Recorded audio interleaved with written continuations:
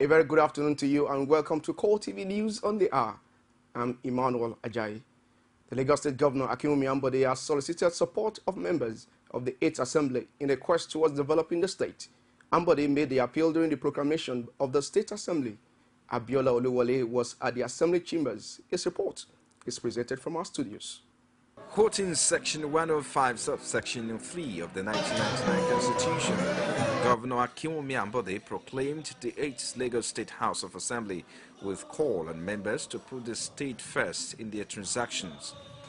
Before presenting the proclamation letter to the clerk of the House, Olusegun Abiro, Ambode urged members of the House to join hands with him in the quest of developing the state.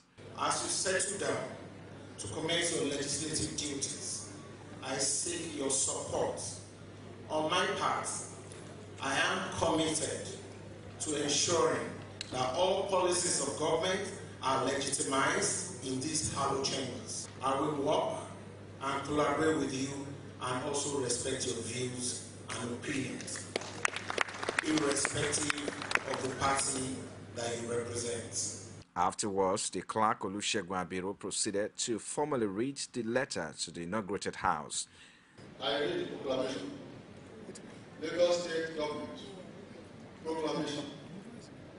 First one to the power vested in me by subsection 3 of Section 105 of the Constitution of the Federal Republic of Nigeria 1999 as amended. I, Akinwumi Ambode, Governor of Lagos State, do hereby proclaim that the first session of the 8th Assembly of the Lagos State House of Assembly will convene today, the 8th day of June 2015, in the hallowed chamber of the Lagos State House of Assembly in Greater Lagos. Honorable Mudashiru Obasa from Agege Constituency 1 was elected as Speaker of the Assembly.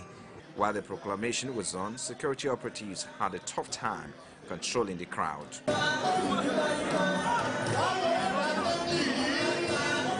The Lagos House, as constituted, has 32 members from All Progressives Congress and 8 from the People's Democratic Party. The All Progressive Congress Party on Sunday pulled through its plan for a consensus candidate for the position of the Senate President with the adoption of Ahmed Lawan.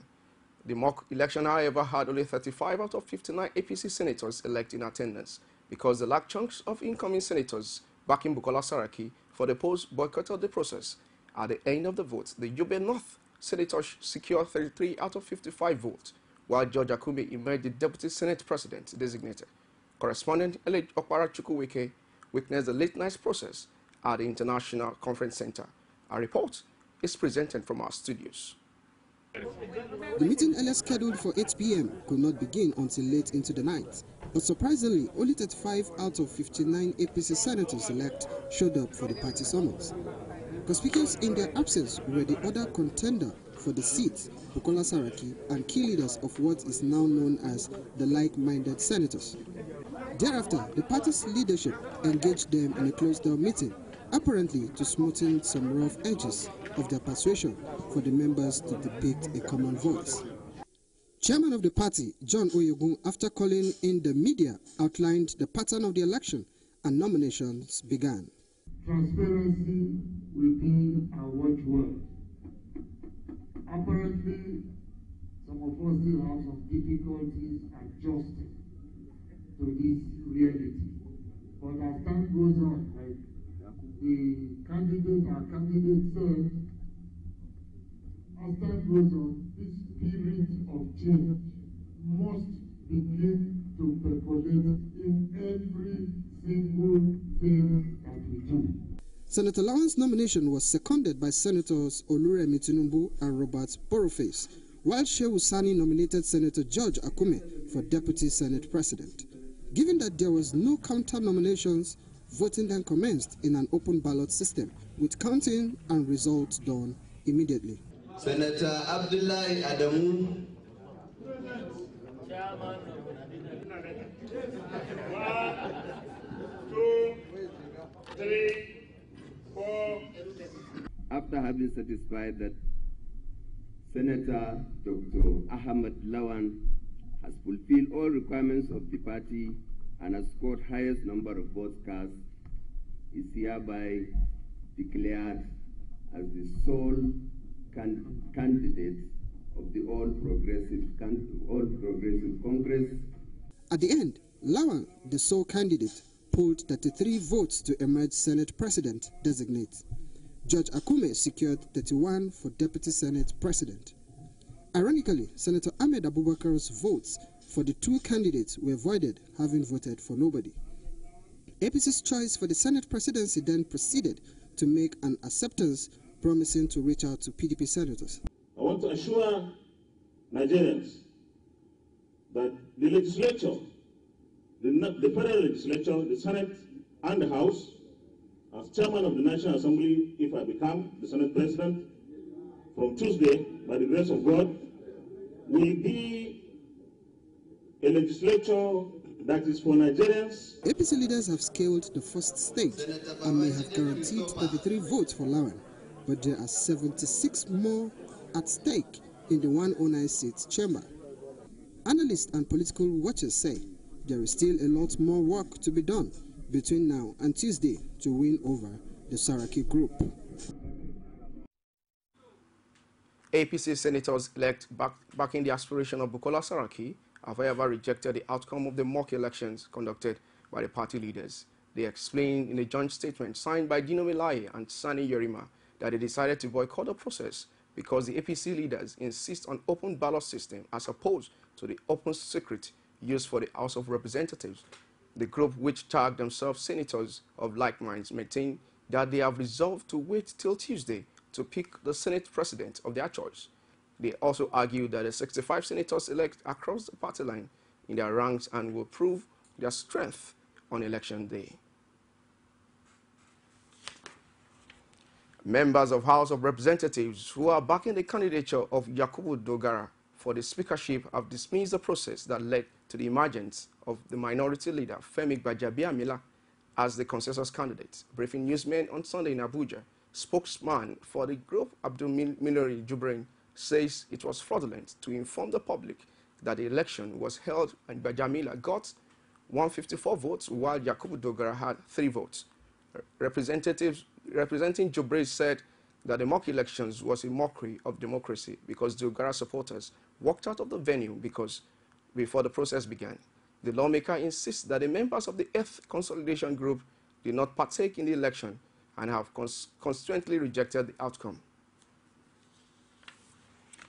The APC, All Progressive Congress, is reaching to all its members in the incoming 8th National Assembly who may be aggrieved after the emergence of the party's official candidate on Saturday, that the party said in a statement issued in Abuja on Sunday that the National Secretary, Malabuni, that it is natural for the members to be disappointed by the outcome of the straw polls that conducted to set the party officials candidate for the post of the Senate President and the House of Representatives.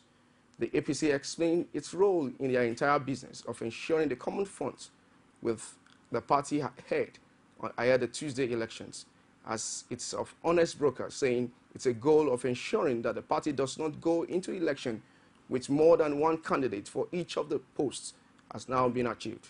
The party appealed to all aggrieved members to shift their sword and allow peace to reign in all over interests and not just the party but the entire nation.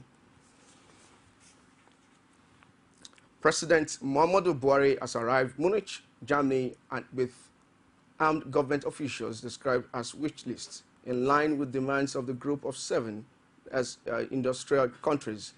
The G7 had earlier requested that the president-elect to be prepared a shopping list and come with their considerations in what is seen as goodwill gesture towards the new leader and the country. President spokesman Garba Shehu said in a statement from Munich that the top on the list of the requests President Buhari will tender before G7 leaders is the problem of security. The president said he has used every opportunity at his disposal ahead of this meeting to discuss the country's needs with specific reference to terrorism and development needs at person-to-person meeting and phone conversations with some of these leaders. He also noted that the leaders of the industrialized nations have shown preparedness to work with Nigeria to help the country out of their problem. President Buhari is scheduled to hold a meeting in line with the host German Chancellor Angela Merkel and French President Francisco Hollande, Canadian Prime Minister Stephen Harper, Chinese Prime Minister Shinzo Abe, and World Bank President Jim Yong Kim. Former head of state Enan Shonekon charged Nigerians to show support in the new administration of Muhammadu Buhari. The former head of state of the interim national government says Nigerians should exercise patience with Muhammadu Buhari-led administration to ensure that the nation gets to the next level. I think, as I said, we've made a lot of progress. I think the new president can only just build on the progress that has been made so far. But it will require the support of each and every one of us to make him succeed. He has to succeed because continents are competing among themselves. Countries are competing among themselves. Companies are competing among themselves. So we cannot be an island to ourselves. We must join the competition. And in order to be able to make the load lighter, each and every one of us must contribute our quota to make sure that it succeeds. We're going to break and we'll be back with more. As news breaks, people don't let events pass without giving their comment or reactions. When the problem arises in society, these are the people that should be consulted. To cleanse the corruption in society, we are not to provide information for good life and also security of life and property in this country. The academic society have the loudest voice on this platform. Whether you call it a sovereign national conference or a national conference, it is about the people of Nigeria. There should be a change in power. In any way they can do it. I think there's a script already. Every Tuesday at 8:45 p.m. on this station. From the Ivory Tower, a must-watch for the learning minds. For more on our news and other stories, you can visit us on Facebook, www.facebook.com/CoreTV and on Twitter at CoreTV You can also visit us on YouTube, www.youtube.com/CoreTV Leave a space, the news. The Chairman Police Service Commission, Mike Okiro, denies embezzlement allegation against him by the former special advisor on media in the commission. Okiro states that lies are peddled against him for deploying the staff, Aaron Cassie, who wanted to blackmail him also. He also said that this was done because he was unable to give him money for his wedding ceremony.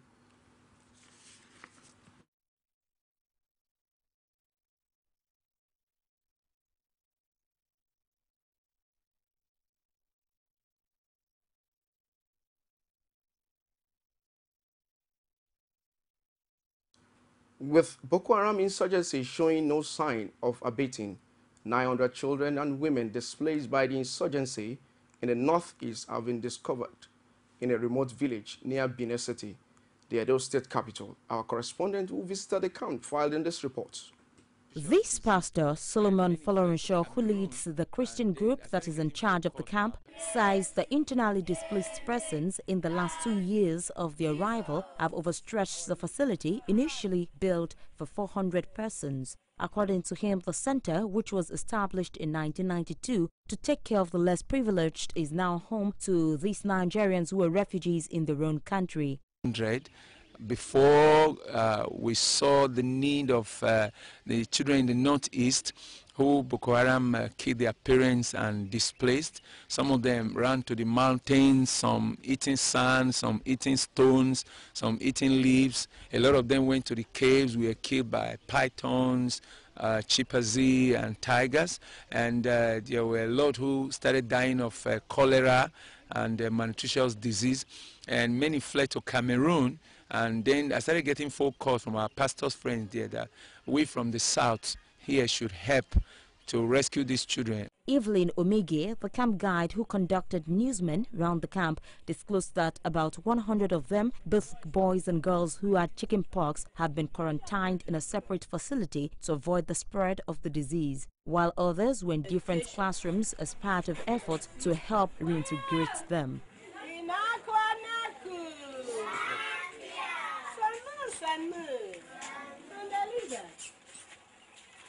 So all of them are having chicken pox. So we have to separate them and bring them here while we are giving them medication. Some of the displaced spoke of their experience of Boko Haram terrorists in Goza and other places in the state.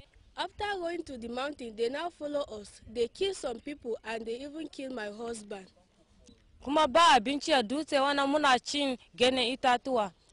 In this mountain, there is no food. We are just eating leaves. Kuma da sun kashe mai gidana din na je na nime shi da na same shi na binne shi mun dade baka samun sa mishi. I was just looking for my husband. She was just looking for her husband. After she have seen her husband, she now bury him and just put some sand on top of the husband. Bayan kwana biyu kuma sun zo sun same ni su ɗibe mu da yaran mu da yarana sun kai mu Goza. After 2 days, they now come and kidnap us, she and her children. But when they have started killing the people, pursuing the people, getting to 3 months, we are sleeping in the cave of the mountain. When they have attacked that place, some of us, they have run, some of us, they have stayed long there. But when they turn, we think that this thing, it will not come to the end. We have reached to Cameroon around 2 o'clock or 1 o'clock before you trek. Even you are trekking to that Cameroon, you will not go in the direct way. Because there are some other way, if you reach there, they will just catch you and kill you there. That's how I have escaped there, and I have reached to Jalingo. The displaced, however, say they are thankful and express their appreciation to the Christian community, University of Benin Teaching Hospital, and the Nigerian Medical Association for the free treatment. At the time of filing this report, the state's government was yet to visit the place. Well, that's quite pathetic there. Meanwhile, Nigerian Navy has assured the citizenry of safety in the nation's waterways through effective policing. The Navy made the statement while ready to achieve through the collaboration with relevant agencies in the maritime industry. This resolve was made at a seminar with Armed Forces Command and the Safety College, Jaji Kaduna. Amina Amiebe has more in this report, presented from our studios. The occasion was a seminar at the Armed Forces Command and Staff College, Jaji. Its focus is on the threat posed to Nigeria's economy by illegal maritime activities. Rear Admiral Atiku Abdul Kader of the Eastern Naval Command maintained that collaboration among relevant agencies would ensure safety in the nation's waterways. I think we are on the right direction, securing our waters, on the right direction, making our sea lane of communications open, on the right direction, reducing crude oil theft, vandalism to the barest minimum. A similar position was also canvassed by other agencies in maritime.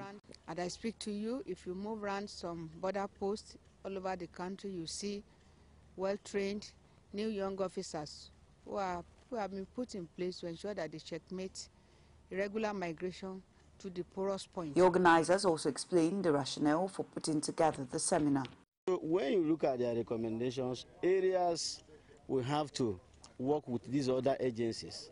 We now speak to them. We now show them the need for them to cooperate with us the more. Participants were drawn from members of the Junior Corps 79 who were marking the last section of the program at the Armed Forces Command and Staff College, Jaji.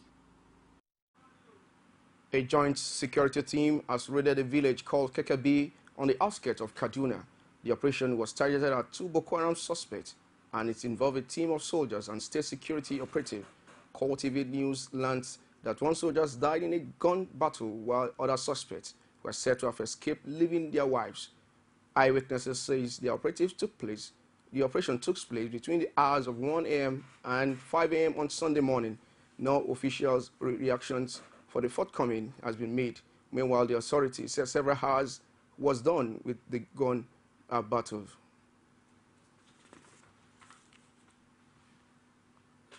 Government at various levels over the years have been accused of multiple taxation. Is this true? Speaking at the tax governance platform in Lagos, an official of Lagos State Government, Wale Musa, educates and enlightens residents of Lagos on the issues of payment of tax and revenues.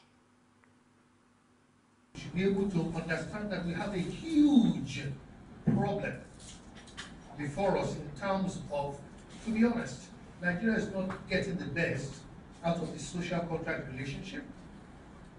We could do better with internally generated revenue. We could do better with tax collection. We could do better with the management of the tax collection.